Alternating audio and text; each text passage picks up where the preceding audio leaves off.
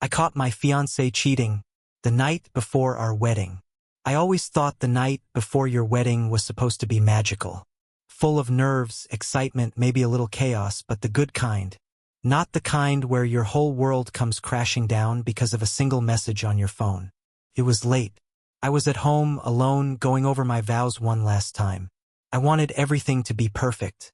Flowers were booked. Venue confirmed. Guests were flying in from 3 countries. I was about to marry the woman I thought was the love of my life. Then my phone buzzed. No name. No greeting. Just a screenshot. First I thought it was spam. But when I opened it, couldn't breathe. There she was. My fiancée. Dressed casually. Her hair tied back like she was just hanging out with the girls. Like she told me. Except she wasn't with her friends. She was sitting on a couch. Her legs tucked up. A wine glass in her hand. And leaning over her, whispering something in her ear, was her ex. Not just any ex, the one she swore she blocked. The one she said was crazy and toxic and completely out of her life. I stared at the screen for a full minute. My hands started shaking. My chest got tight. And my first thought wasn't anger, it was confusion. Why would she do this now? The night before we say, I do? I told myself it had to be old. Maybe someone was trying to mess with me. Maybe it was photoshopped. Maybe, I don't know. I needed answers. And I wasn't going to wait until morning to get them. I called her. No answer. I called again. Straight to voicemail. That's when I got another message. From the same unknown number. You should see what they're doing now. Want proof? I typed back one word. Yes. 30 seconds later I got a video. Not a long one. Maybe 10 seconds. But long enough to ruin everything. They weren't just talking. They weren't just sitting close. They were kissing. And not the kind of kiss that happens when someone trips or leans too far in. No. This was slow, intentional, familiar. This was betrayal. I couldn't sit still. My body moved before I even made the decision. I grabbed my keys and drove across town to the Airbnb she and her bridesmaids were supposed to be staying at. The one we booked together. The one I paid for. She told me earlier that evening they were all doing face masks and chick flicks. She even sent me a goofy selfie of them holding wine glasses. But now I knew that picture must have been staged. A distraction. A cover. When I pulled up outside, there were only 2 cars parked out front. Hers and his. Of course, it was him. I sat there for a moment trying to calm myself down. My heart was pounding in my ears. My palms were sweaty on the steering wheel. But I needed to see it for myself. I needed to know that what I saw on my phone wasn't just some twisted joke. So I walked to the door. And just as I raised my hand to knock, it opened. And what I saw next made everything real. She was standing there, in shorts and a hoodie, her hair messy, barefoot. She froze when she saw me, her eyes wide like she'd just seen a ghost. Then, behind her, he walked into view, holding a half-empty wine bottle. She didn't even try to deny it. Not then. Not there. She just whispered my name, like saying it would somehow fix what I'd just seen with my own eyes. But it was already too late. She stood frozen in the doorway, like she couldn't decide whether to slam the door in my face or invite me in and pretend nothing happened. I didn't say a word. I didn't need to. The look on her face, the panic in her eyes, and the guy behind her holding a wine bottle said it all. It was quiet for a few seconds. Too quiet. Then she stepped outside, pulling the door almost closed behind her like she could somehow separate me from what was going on inside. It's not what it looks like, she said. That cliché line. I almost laughed. Not because it was funny, but because of how pathetic it sounded coming from her. I didn't even respond. I just looked at her, straight in the eye, and waited. She fidgeted with her hoodie strings, like a guilty teenager caught sneaking in after curfew. He just stopped by. I didn't invite him. I swear. She kept talking, trying to control the situation. I didn't tell you because I knew how it would look. But nothing happened. I was going to tell him to leave. Her voice trembled, but not because she was hurt, because she got caught. I took a step closer and leaned in just enough to lower my voice. I saw the video. Her face dropped. All the fake confusion, the half-lies, the damage control, gone. That moment of realization that her excuse wasn't going to work, that she'd lost control of the story, that was the first time I saw her for who she really was. Not the woman I wanted to marry. Not the person I'd spent years building a life with. Just a liar. She looked away and finally stopped talking. I stepped back, took one last look at the house where our future was supposed to begin, and turned around. I didn't need to hear anything else. Back in the car, I sat in silence. I wasn't crying. I wasn't yelling. I was numb, like someone had pulled the floor out from under me and I was still floating, waiting to crash. The wedding was tomorrow. Our families had already arrived. The venue was set. Guests had flown in. Deposits were paid. There was no turning back, or so I thought. But as I sat there, one thought kept echoing in my head. If she could do this the night before the wedding, what would the rest of our life be like? How many lies were behind the smiles? How many secrets behind the I love yous? I drove home without music, just the sound of the road and my thoughts. I didn't sleep that night.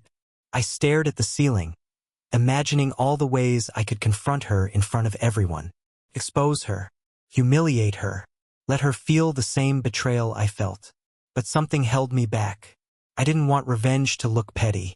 I wanted it to hit hard, to be something she'd remember every time she looked back at what was supposed to be our day. And that's when the idea came to me. I wasn't going to cancel the wedding.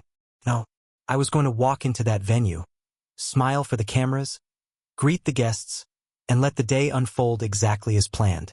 But with one small change. She wouldn't be walking down the aisle to a groom. She'd be walking into a reckoning. By the next morning, I had it all mapped out. I called her and told her I forgave her, told her I understood, that I overreacted and just wanted us to enjoy our big day. She hesitated at first, but I could hear the relief in her voice. She thought she'd gotten away with it. She thought her charm still worked on me. And that's exactly what I wanted her to think. I showed up to the venue early, spoke to the staff, slipped the coordinator a flash drive, made a few small changes to the order of events. Nothing big, nothing that would raise eyebrows. Then I waited. Guests arrived. Music played. She showed up in her white dress, glowing, smiling, waving to people like nothing happened. She didn't even look nervous. Maybe she thought I really had forgiven her. Maybe she thought I was that naive. But I was done being the guy who looked the other way. This wasn't going to be the wedding she dreamed of. It was going to be the one she never forgot. The ceremony began exactly on time. Everything looked perfect. The flowers were flawless, the music soft and elegant, the guests all seated and smiling. No one suspected a thing. I stood at the front of the aisle, dressed in my suit, hands calm, face relaxed. The photographers snapped pictures. My parents beamed from the first row. Her family sat on the opposite side, completely unaware of what I knew. I could see her bridesmaids whispering and giggling near the back, probably thinking about how beautiful everything looked. It was surreal, standing there, waiting for the woman who had betrayed me just hours before to walk down the aisle like nothing happened. And then the music shifted. Everyone stood. The doors opened. She stepped into the room, glowing in her white dress, holding a bouquet, a rehearsed smile on her face. She looked directly at me, and for a second, I wondered if she even remembered what she had done. Maybe in her mind, she had convinced herself it wasn't that serious. Maybe she thought the dress, the celebration, the lights and attention would erase everything. But I hadn't forgotten, and I wasn't going to let her either. She walked slowly, every step elegant and graceful. But to me, it felt like a performance. A lie dressed in white lace.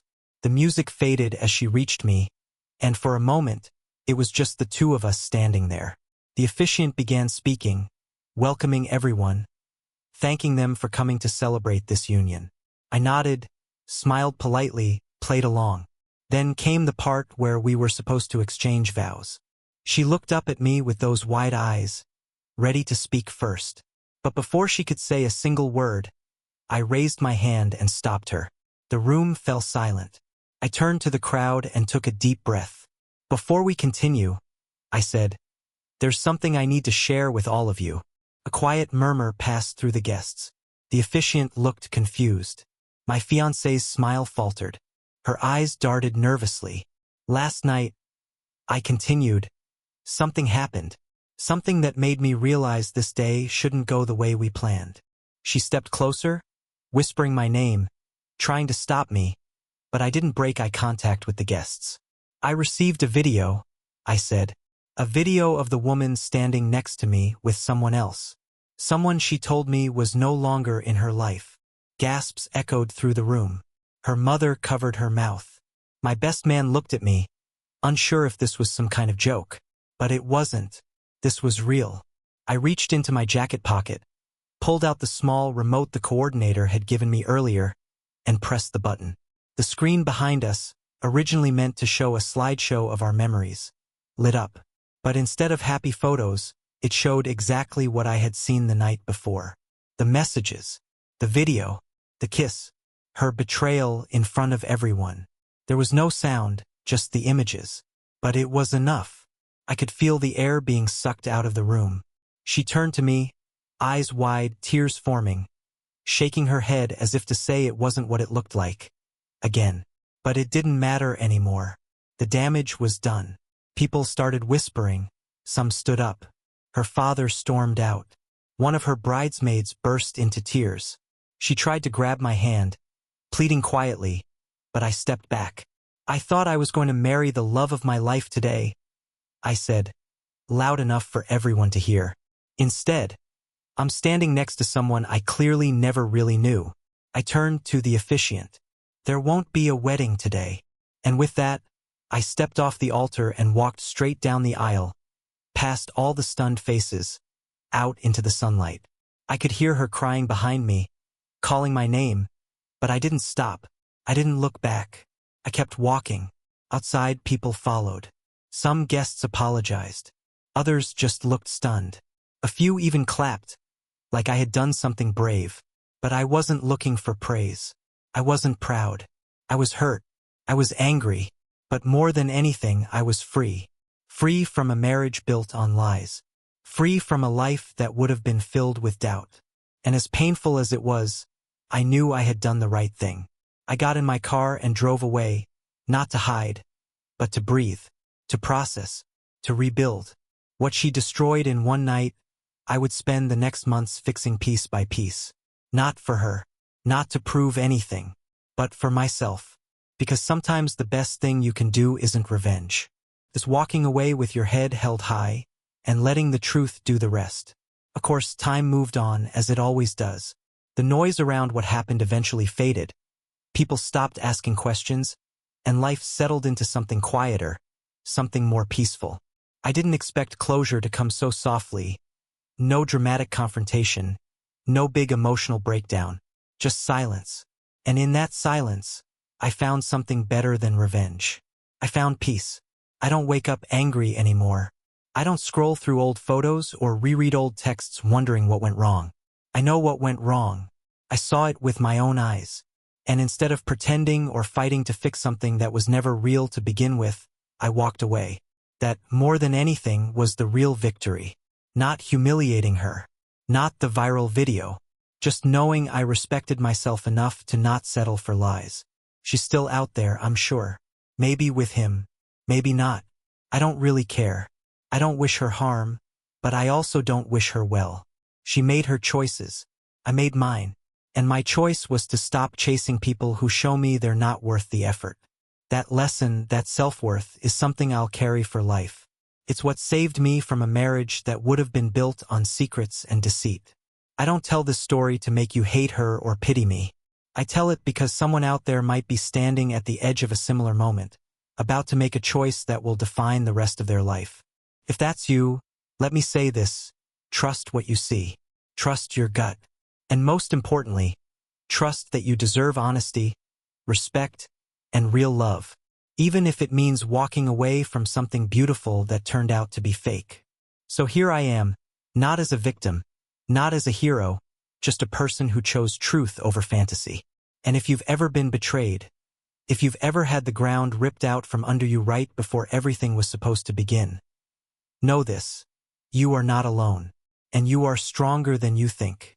If you made it to the end of the story, thank you. It means more than you know. And if it hit home for you, if you've ever been through something like this, or even if you're just someone who believes truth matters, I'd love to hear from you. Drop a comment, share your thoughts, or tell your own story. And don't forget to subscribe for more real stories like this. Raw, unfiltered, and straight from the heart. Your support keeps this going. Until next time.